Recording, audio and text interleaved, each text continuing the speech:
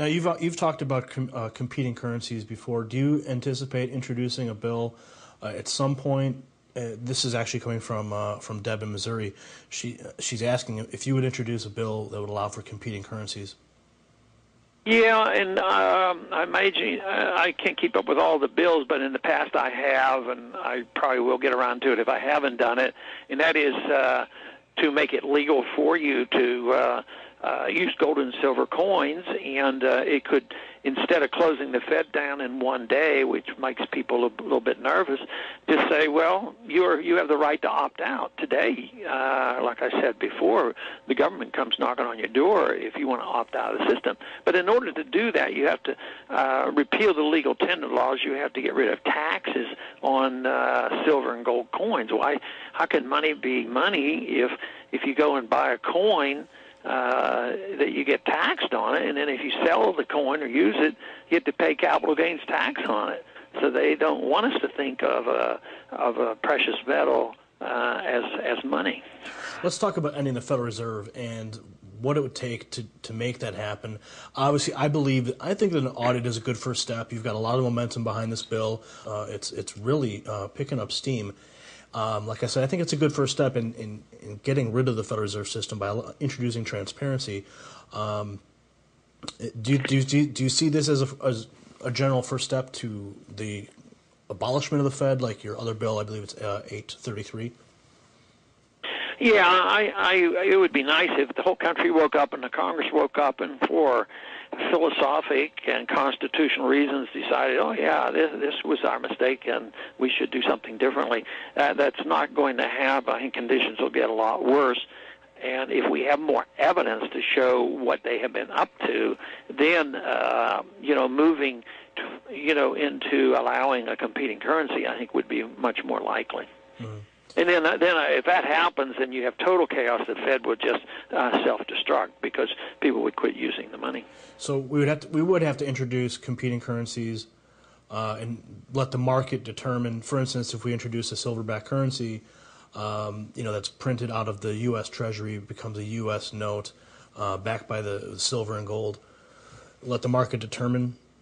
The market would have to help us determine the so-called price or the exchanges, because first gold is $900 today, but there's so many dollars that are unaccounted for.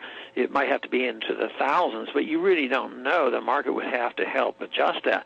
But even to get it fixed again, you'd have to have a government that would absolutely promise to live within its means, balance the budget, give up the warfare state, give up the welfare state, and not print money anymore, which, that's just a lot more than we can anticipate here, for quite a while. And that's why I keep saying that people have to have the option of getting out of the system and let time take care of it. Let's see. I'm getting a lot of questions coming in here. I've got Carrie from San Diego. She's saying, how much support is there in Congress for H.R. 1207? What is the word in the halls of Congress concerning the bill? Well, it's getting better all the time. Believe it or not, a lot more people outside of Washington have heard about this than inside, but that's the way the system works. We had a couple weeks break at Easter, and when it came back, I think we immediately had like 17 or 18 people sign up in one day, which means that the people at home are doing their job. Because I had one member come up, and he says, I had 4 town hall meetings while I was there, and every single meeting there were 3 or 4 people wanting to know whether he was going to support 1207. Well, he really, he had a general idea about it, but politically, it was to his benefit. If the people are stirring out there, in this sense, pressure from the people it's pretty important. Most of the time, though, over the years, the pressure from the people has always been to spend more money and print more money and not have to tax people and keep doing this.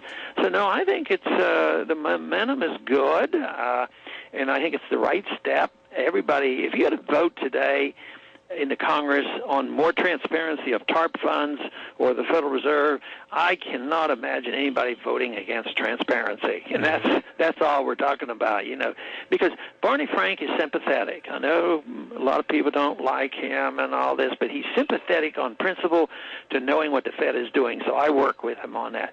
The one thing is he doesn't agree with me on monetary policy. He sort of likes Keynesian economics, but he just happens to agree that we should look into it. Now, there are populist Democrats, and there's some in Texas.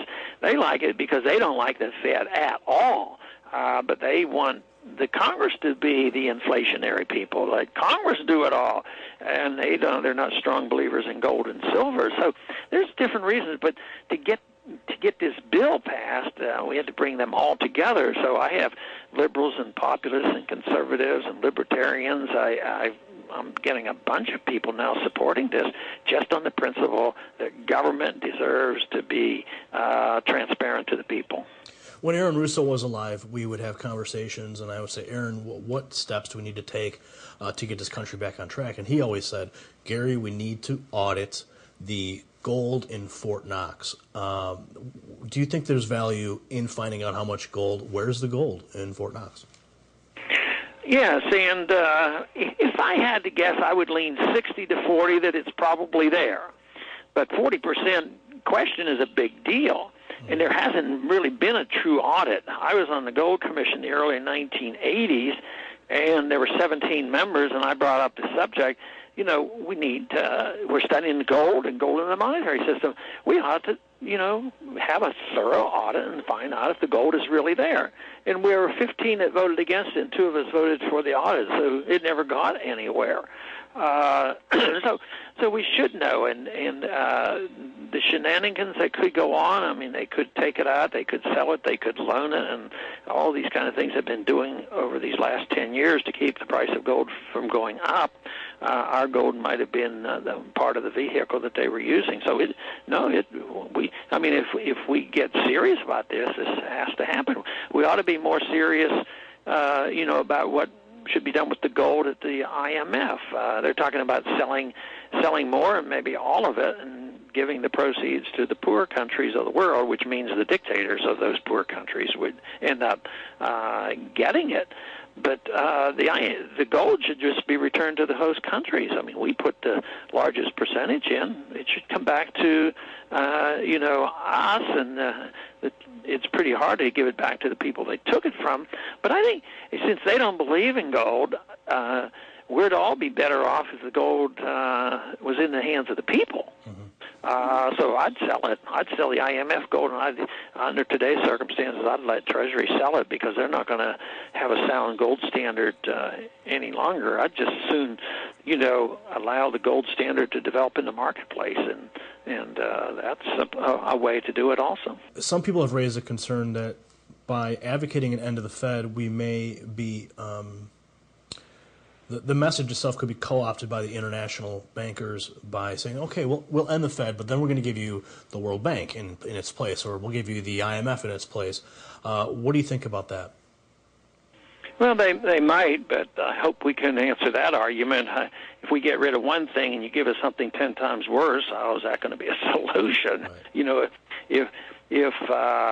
If the power to create money out of thin air and manipulate the economy is bad when the United States does it, what makes anybody think it's going to be a lot better if we just turn it over to another secretive body, which is under the United Nations?